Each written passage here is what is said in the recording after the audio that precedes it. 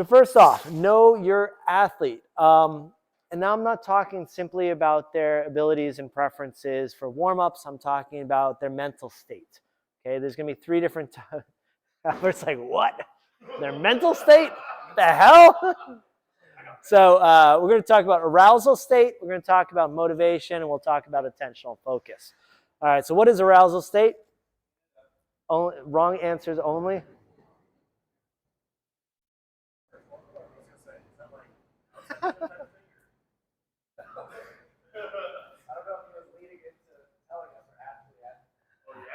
I want to hear wrong answers. No. What is the arousal state when it comes to athletic performance? What are they talking about here? Motivation, right? It's the intensity of motivation. It's getting hyped. So yes, you can look at blood pressure. You can look at heart rates. You can look at hormonal reaction. These are all indications of how intense that arousal state is, right? We don't actually, I've actually had conditions. We just started, so you're perfect. If you need a Guinness, it's in the fridge, all right? All right. So one way we can gauge arousal state is, sure, you can do blood pressure. In this exercise science world, you know, they'll actually test their hormonal levels, look at catecholamines like epinephrine, adrenaline, etc. I've seen coaches actually hold for the pulse. So they're trying to see what the pulse level's up. If the pulse is moving a little bit faster, it's moving a little slower. It's also a proxy that's indicating recovery.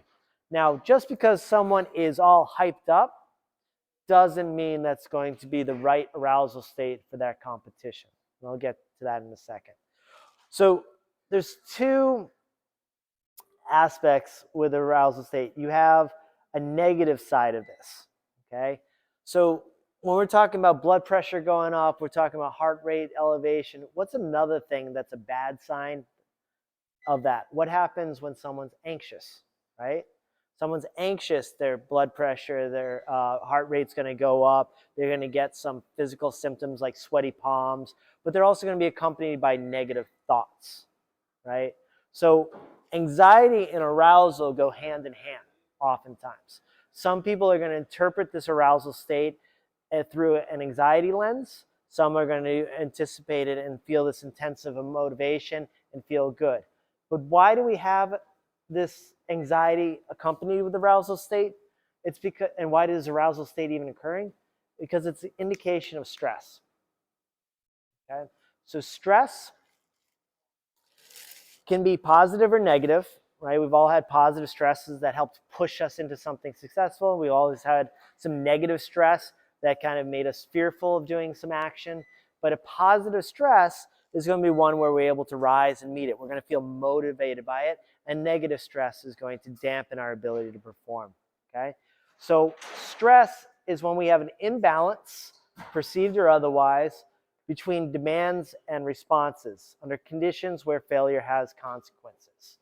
So you're not going to feel stressed in a situation where you don't either care about the consequences of your actions, right? And you're not going to have any stress if you're feeling like this is easy. So if we don't have stress, we're not going to have an increased arousal state either. We're not going to feel an attention and motivation. And we don't really have a chance for anxiety. So making sure that we can interpret these stressful responses through arousal as opposed to anxiety is something a coach needs to know how to do for that particular athlete, and for that athlete, you know, to kind of know how to deal with as well, right? We shouldn't completely put it on the coach in this situation. Okay. Now, what happens when we have Albert going full rage mode, right? So the arousal state goes through the roof. We're at 11, all right? What's going to happen to our technique?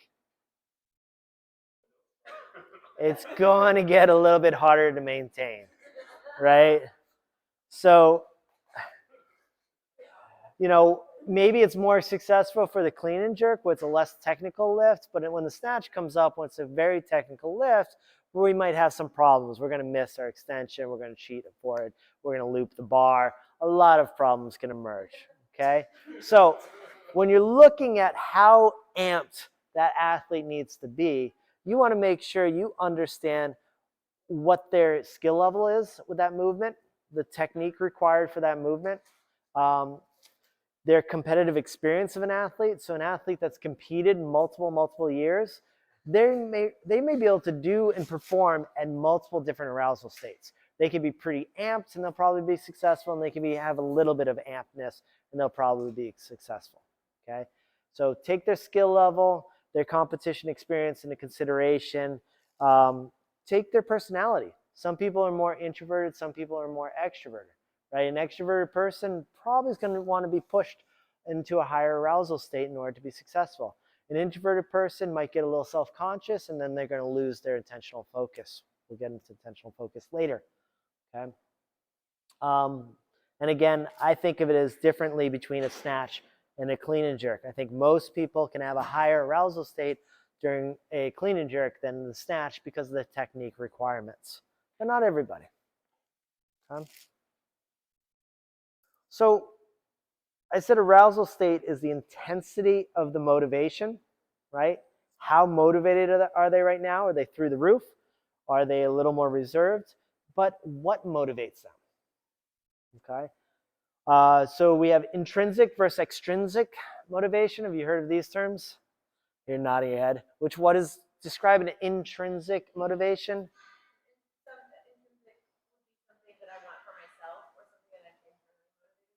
Mm-hmm. So it's usually just the love of the game is the typical one. Like you just want to really master the snatch, master the clean and jerk. You want to meet a certain performance expectation for yourself. External motivation might be crushing your enemies and stealing the medals from others. Okay, so an internal motivation can be very strong. Internally motivated, you're going to be looking upon yourself to be successful. Externally motivated, one of the issues with that is that you're going to be looking at your opponents more than you're going to be looking at yourself, which sometimes can make it harder for you to be successful later on. Okay, now no one's purist. Everyone's got a little bit of both. Shiny metal objects are cool, all right, regardless of how much you love the game. Right? We like shiny shit. And if you don't love the game, you're probably not going to be doing weightlifting. You'll probably do pickleball or something. I don't know.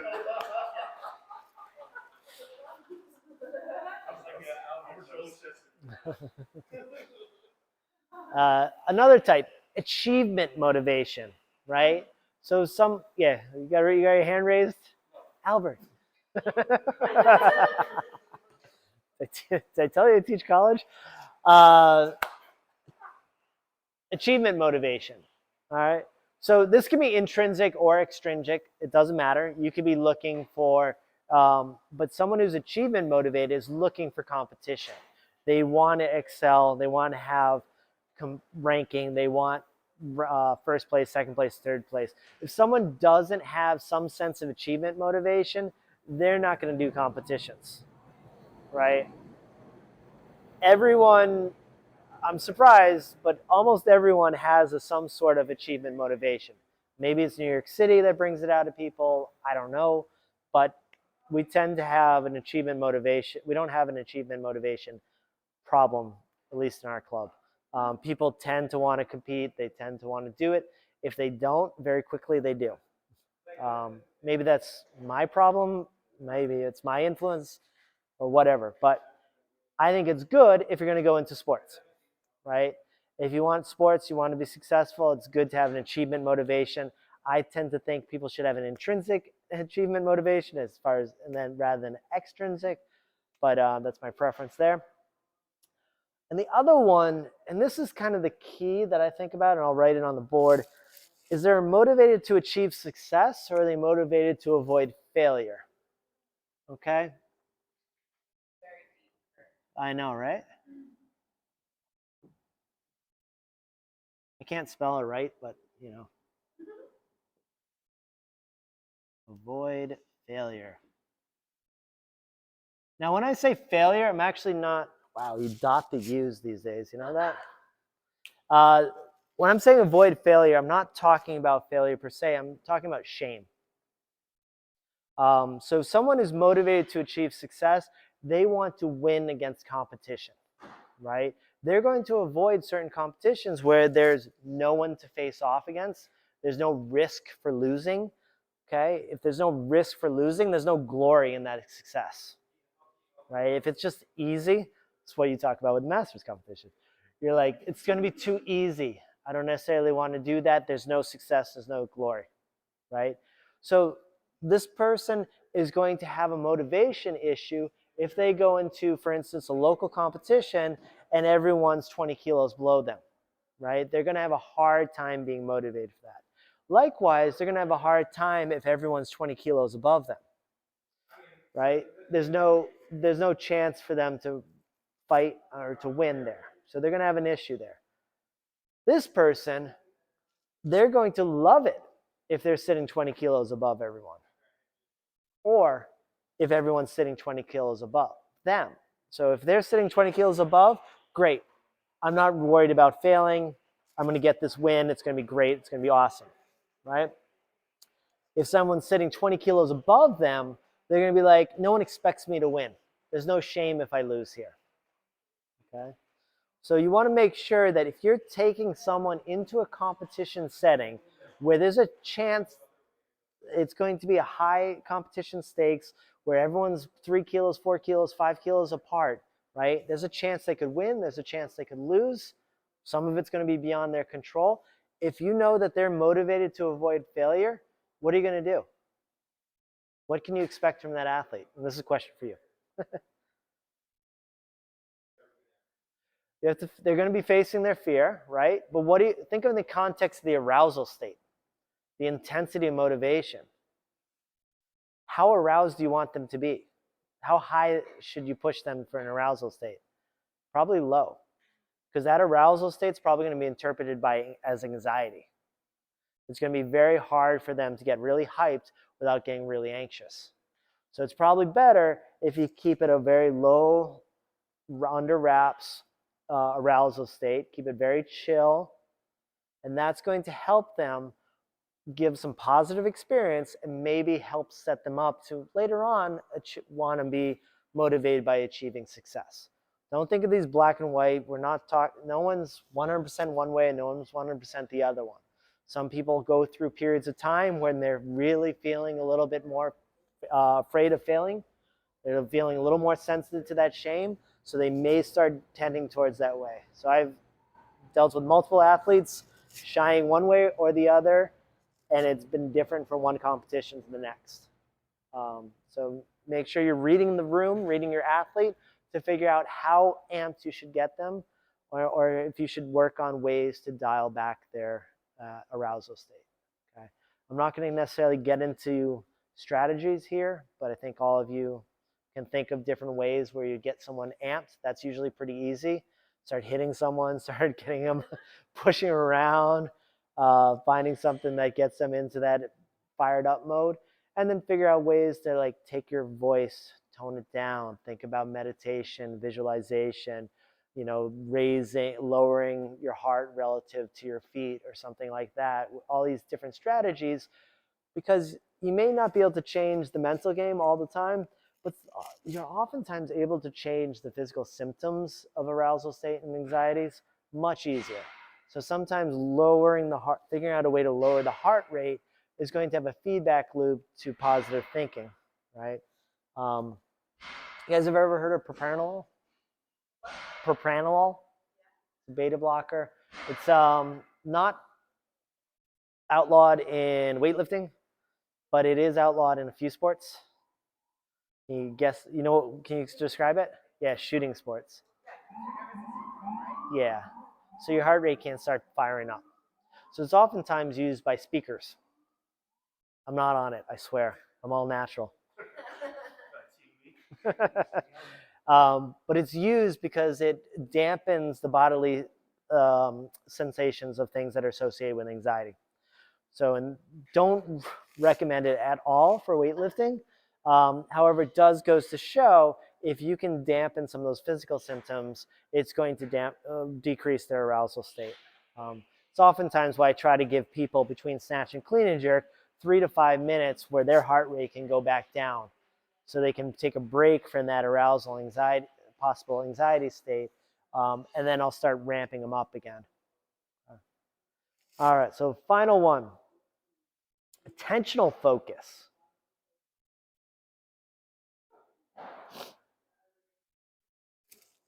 So attention is the processing of both environmental and internal cues that come to awareness, right? What are you focused on? What are you taking account for? In a lot of sports, you know, if you're sitting there as a batter, where's your attentional focus, right? You're looking at the pitcher, you might be looking at the shoulders, you might be looking at the hips to try to figure out how they're going to throw that ball. In weightlifting, what's your attentional focus when you're warming up? Where should it be? What's that? It should be somewhat internal, right? You want to be focusing on how your body's moving, but the other focus is the coach. The coach is telling you when to warm up, when to make the attempts. You're not looking to your opponents necessarily. Your opponents are not telling you any information, right? The pitcher is not telling you when you're supposed to take your warm up. It's the coach that's telling you it. Okay, so you've got to make sure that the athlete is focused on two things: one, themselves, and the other is their coach, right? But not completely, and I'll get into that later. So the only relevant stimuli is largely how the body and the bar is moving, and what the coach is telling them to do. That's really the only relevant stimulus in a weightlifting competition. It's not the crowds, it's not even the technical officials, it's not even the opponents as far as what the athlete needs to do. The coach needs to be looking to all that. All right. So to help achieve this attentional focus, we usually rely on routines and rituals. So you want to help your athlete develop a routine that works for them to get them internally focused on the task at hand and focused in working with you to achieve the results you want for that day. Okay? So making sure that they have their mental routine, they're not firmly established. It's not a superstition. It's just a mental checklist. It's a way of getting into a meditative state to be successful. Performance mind. Okay? Now, you can kind of look at 4 different quadrants. Make sure I'm drawing this correctly. 4 different quadrants. You can have a broad focus or you can have a narrow focus, right? Someone describe a broad focus.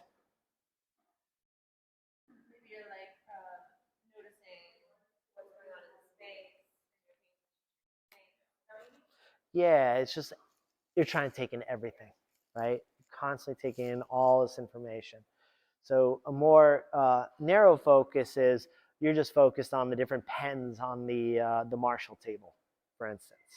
Okay, doesn't necessarily mean one's working for you, one's not. Sometimes hyper focused on the pens at the Marshall table is the wrong fucking cue, right?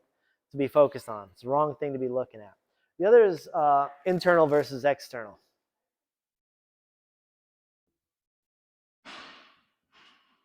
So I think this we've already talked about a lot of internal, external. It's self-explanatory in my view.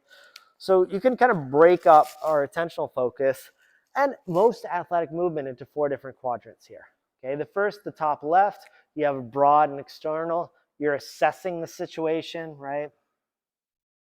Then you go internal. At this point, I'm trying to remind myself. I think it's analyze. Yep, analyze, prepare. So now you're analyzing the situation, looking internally, but you're still broadly focused. Right now you're preparing for action.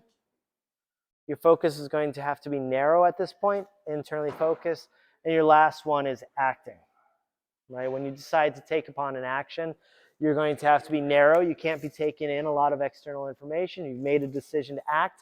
It's going to be externally motivated because we're talking about sports. We're not talking about philosophical action here. Hannah Arendt is not what the discussion is about. Sorry, any Hannah Arendt fans? Sorry, really? Hannah Arendt? It's okay. I haven't read enough to be able to articulate her political philosophy around action, but I think I was wrong somewhere around here with her in her world. So you can see that this kind of fits for most sports action, right? In weightlifting, I don't necessarily find it super helpful for people to be going through this, right? Instead, I look at this as kind of different people get stuck. in different quadrants. I think, Mo, I've talked to you about this before, where we have certain athletes, they get stuck here. They're preparing. They're internally focused. It's extremely narrow. They're thinking about the pens on the Marshall table, or they're thinking about setting their knee sleeves correctly. It's all internally focused. It's all hyper narrow. They're not able to get to action, which is what we need, right, in weightlifting competition. So we need them to be able to move into action really quick. The assessing, the analyzing, that's the coach's job. So we don't really need them here, right? We don't need your athlete assessing the situation or analyzing. We need them preparing and acting, okay? So we have another athlete. They're here. They like to sit here. They're constantly assessing the situation. They're looking at all the opponents. They're looking at all the room. It's a very broad focus. They're looking at everyone else. They have a hard time internalizing and looking upon themselves to prepare to act. So understanding to identify where the athlete is and try to get them to be able to get here and then move to here at the right times is a job of a coach. So making sure that you are mastering their attentional focus, to be honest, and learning their tendencies to be in one quadrant or the other. Okay. That all that theoretical baloney makes sense to some degree? Okay. Yes. You can ask away. Okay. Do you mostly gather this information by observation, yes. or do you ever ask questions to determine, like maybe where their focus or arousal state is? Mm-hmm. I imagine mostly you both. Yeah. So you observe, you're looking, but you can always ask. Like, hey, what do you think about? Right. I worked with, it was Chad Vaughn.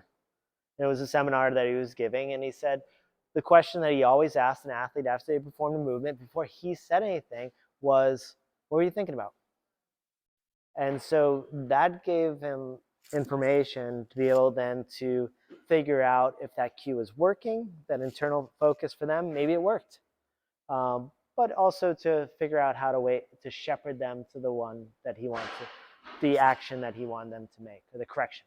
So if your observation is great, and most of the time, especially if you've been working with an athlete for a prolonged period of time, you can observe and you'll know.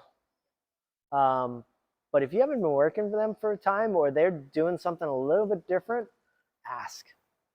And then have that conversation. Like,